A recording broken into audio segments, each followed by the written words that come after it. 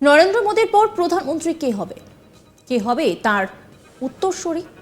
এই নিয়ে জাতীয় রাজনীতিতে প্রায় বিভিন্ন প্রশ্ন ওঠে। অনেকেই মনে করেন যোগী আদিত্যনাথ হয়তো নরেন্দ্র মোদীর উত্তরসূরি হতে পারেন, আবার অনেকে ভরসা রাখেন অমিত শাহের উপর। এবার এই নিয়ে অদ্ভুতভাবে এক আশঙ্কার কথা শোনা গেল। নরেন্দ্র মোদীকে সাবধান থাকার বার্তা দেওয়া হলো। জানেন কার থেকে সতর্ক থাকার কথা বলা হয়েছে? তার অত্যন্ত বিশ্বস্ত অমিত শাহ, তার থেকে সাবধানে থাকতে বলা হয়েছে। এই সাবধান বাণী আমরা বলছি না, আমরা দিচ্ছিও না, এই কথা বলছেন তৃণমূল বিধায়ক মদন মিত্র। শারীরিক কারণে তিনি রাজনীতি থেকে একটু ডিঅ্যাক্টিভেট থাকলেও এবার পুরনো ফর্মে দেখা গেল মদন মিত্রকে। কি বলছেন মদন মিত্র শোনাবো আপনাদের। সে তো উনি 26,000 চাকরি, আমরা জানো সুন্দরবনের মানুষ বাঘ খায়, কিন্তু পলিটিক্যাল লিডার মানুষ খায়, চাকরি খায়। মানুষ খেকো, চাকরি খেকো, বেকার খেকো নেতা, তো উনি তাকেও স্বাগত জানিয়েছেন। কিন্তু আমি স্বাগত জানাই সুপ্রিম কোর্টকে, ধন্যবাদ জানাই এই ভারতবর্ষের একজন মানুষ হিসেবে, না তারা বলেছেন না এর মধ্যে খুঁজে খুঁজে খড়ের গাদায় ছুঁচ খোঁজার মতো তলিয়ে দেখতে হবে কি ব্যাপারটা আছে, এবং তার জন্য এখনো আটকে আছে। আমি একটা কথা বলি, মোদির হয়ে গেছে 75 হয়ে গেল, 73 হয়ে গেল, এমনি 72-এ বুড়োরা ভুল বকে। যতই আপনি ওয়ার্কআউট দেখান আর এদিক ওদিক দেখান, ওতে কিছু হয় না। মোদিকে দেখে কেউ ভাসছে না, উনি ভাব করছেন এরকম।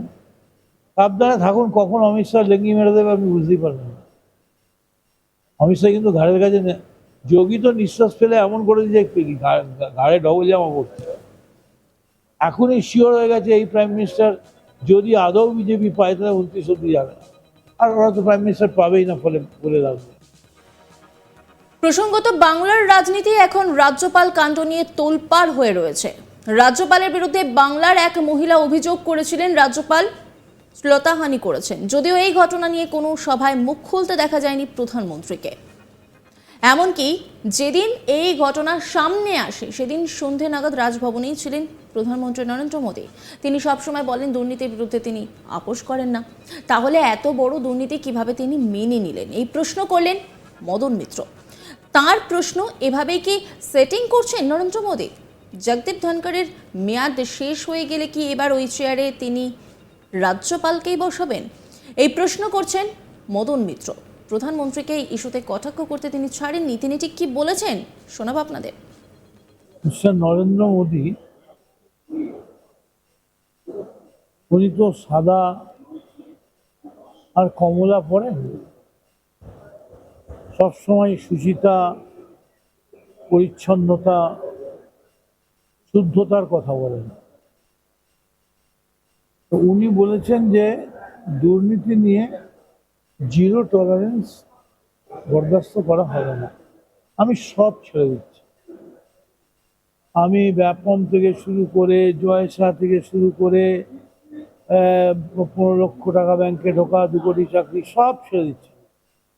আসলে একটা প্রশ্ন আছে, যে রাজভবনের ঘরে বাংলার একটি মা নির্যাতিত হলো, সেই খাটে শুতে আপনার লজ্জা লাগলো না? সেটাই কি দুর্নীতি অ্যাডজাস্ট করেন আপনি? নাকি দুর্নীতি করেছে বলে এই রাজ্যপালকে আবার সুযোগ করে ভাইস প্রেসিডেন্টের মেয়াদ পুরোলে একেও ধনকরের মতো প্রমোশন করানো? আপনি আগে এইটা বলুন, এই ব্যাপারে আপনার ব্যবসাটা দিন, সব কিছু, কোনো দুর্নীতি নেই, আপনার কোনো দুর্নীতি নেই। আমি বলছি আমি তৃণমূল কংগ্রেস করি, কিন্তু আপনার রাজ্যপাল একটি অসহায় মেয়েকে ধরে তার শ্লীলতাহানি করলো, এবং মেয়েটি বলল, আগেও বলেছে, আবার বলেছে, এবং বলেছে তুমি আমায় কিছু দাও আমি তোমায় কিছু দেবো। এই যে কিছু নেওয়া দেওয়ার কথা, এটা কি মোদীবাবু আপনাদের যে সেটিংটা চলে সব জায়গায়, এটা কি সেই একই সেটিং? তারপর আপনি হুটার বাজিয়ে সেই রাজ্যপালের ঘরে ঢুকলেন, সেই রুমে ঢুকলেন যে রুমে মাউন্ট ব্যাটেন থেকে শুরু করে মোহনদাস করমচাঁদ গান্ধী থেকে শুরু করে নেতাজি সুভাষচন্দ্র বসু থেকে সারা পৃথিবীর এমন কোনো রাষ্ট্রনায়ক নেই যারা আসেনি। এইখানে বসে কে আসেননি ওই রাজ্যপালের ঘরে? তাহলে এইটাকে কি আপনি দুর্নীতি বলেন না বলছেন না? তাহলে যদি না বলেন তাহলে আলাদা কথা, আর যদি বলেন যে এই দুর্নীতি, তাহলে এর টলারেন্স সহ্য না করার জন্য আপনি কি করেছেন শুধু এইটুকুনি বলুন, একদিনের জন্য এটাই যথেষ্ট। এক প্রকার হুঁশিয়ারি দিয়ে মদন বাবু বলছেন রেমালের মতো ঝড়ে উড়ে যাবেন নরেন্দ্র মোদী। শুনুন তিনি কি বলছেন। উনি ঠিকই বলেছেন, বাংলায় অস্তিত্ব রক্ষা করার জন্য তৃণমূল লড়াই করছে, আর দিল্লির অস্তিত্ব রক্ষা করার জন্য মোদী লড়াই করছে। সেইটা উনি বলেননি। যেমন বলেছেন যে এখানে ওরা একেবারে ভেসে যাবে, শেষ হয়ে যাবে, বেকার চেষ্টা করছে, এমনি মোদী জানে না দিল্লিতেও মোদীবাবু কিন্তু এইরকমই এই রেমালের মতো ঝড়ের তলায় রয়েছে। খুব সাবধান, দেখে পা ফেলে।